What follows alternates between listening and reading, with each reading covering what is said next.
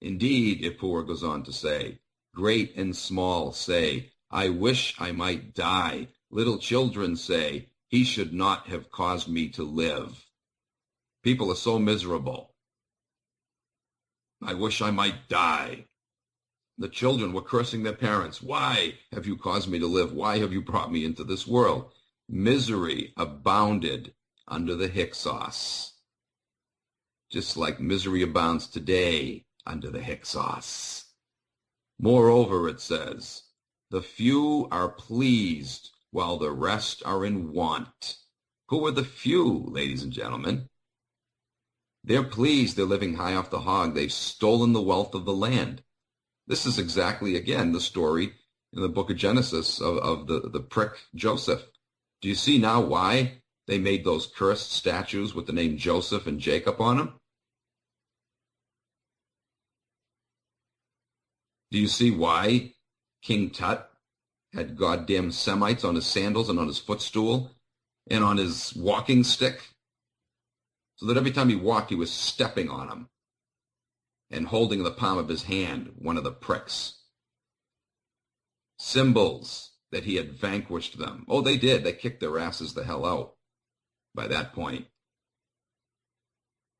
But it didn't matter because they took control of them in other ways, and ultimately Egypt fell. One way or another, they're relentless. They won't stop until they get their way or until you teach them the ultimate lesson. Anyway, it continues, behold, it has befallen the land. It has befallen that the land has been deprived of the kingship or proper rulership by a few lawless men. Wow. It has befallen that the land has been deprived of the kingship. We don't have proper rulership, he says.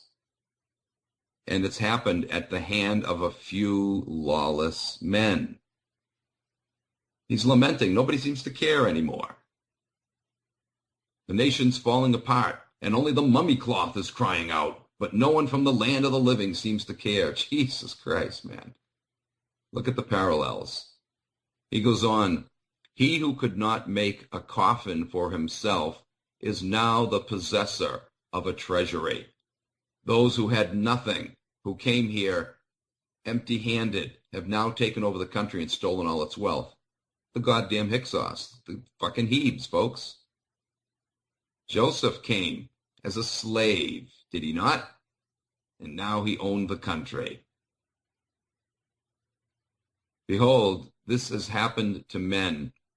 He who could not build a room for himself is now a possessor of walls.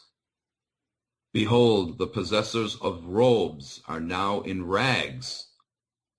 The ones who had nothing who came here have taken everything. Those who had something before now have nothing. They're in rags. While he who could not weave for himself is now a possessor of fine linen. Isn't that a good description of the Hyksos bastards, the heebie-jeebie bastards? They don't know how to weave. They get others to do the weaving for them once they hijack the nation. Once they, use their phony money system to take control of a nation, then they buy the weaving factories and get others to weave their clothing for them. He that could not weave for himself is now a possessor of fine linen. Behold, he who could not build a boat for himself is now the possessor of a fleet. Their erstwhile owner looks at them, but they are not his. The former owner of these boats looks at amazement. How did this happen? How did I lose my fleet and now they own my fleet? He looks at them, but they are not his. Not anymore. They were taken away from him. How many people today are looking at their former homes and saying the same thing? How did this happen? How did I lose my home? Because you were suckered by elite Jew pricks. That's how. Bamboozled. Behold, he who had no shade is now the possessor of shade, while the erstwhile possessors of shade are now in the full blast of the storm. Egyptians were losing their homes, says Ippur, on a grand scale.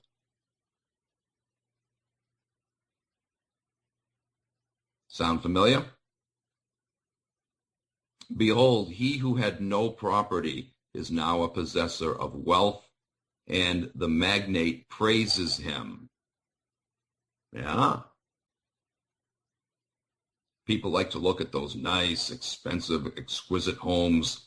Ooh, look at that. That's got to be at least $2.5 million. And they look up to them, when in reality they're fucking thieves. All their wealth is ill-gotten. They raped and pillaged you. And yet, society wants you to look up to them, and society does look up to them. Oh, he really accomplished something in life. He did something for himself. Look at that. They're proud of him, and they want him to take pride in himself, when all he did was rip everybody off. You don't make big fortunes anymore in this Jew pig-run world of ours, ladies and gentlemen, unless you're a fucking crook. Just doesn't happen. Those days are gone. You only make big fat wads of cash by screwing people. And that's what these bastards do and all their minions, just as it was in ancient Egypt. Behold, he who had no property is now a possessor of wealth, and the magnate praises him. You're ripping everybody off just like we have done. Great job. You're going to go places.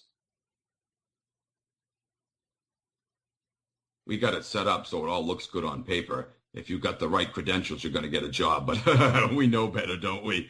We're going to give you a job because you're a piece of shit like us. Yeah. In spite of the fact that you don't have any credentials. Meanwhile, Billy Joe Bob down the street, who has credentials, isn't going to get anywhere because he doesn't kiss our asses like you do. Behold, says Ippur, no craftsmen work, for the enemies of the land have impoverished its craftsmen. There are craftsmen out there, he says. People with great talent who should be able to earn a living, but they're not able to. Because the enemies of the land have impoverished its craftsmen. Holy Christ, man. Look at the parallels here.